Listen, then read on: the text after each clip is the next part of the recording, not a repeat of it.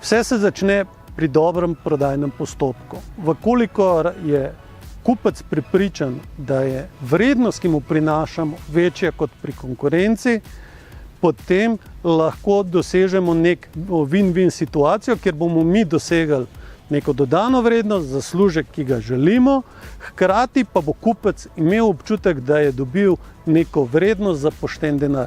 Seveda pa obstajajo tudi določene pogajalske taktike, ki jih pri tem upoštevamo, predvsem pa gre za zaporedje uporabe pravih taktik. In če znamo na prav način popuščati in hkrati tudi kupca vključiti v njegovo popuščanje, potem ima kupec na koncu občutek, da smo se trdo pogajali, vendar je on kljub vsemu bil zmagovalec v prodajnem oziroma tem pogajalskem procesu.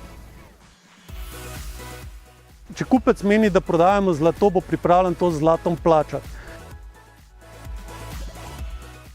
Vsak pogajalec, ki mu ponuja nasprotna stran manj kot je točka odpora, torej minimalna vrednost, ki smo si jo v neki strategiji pogajalski določili, mora odstopiti od pogajanja.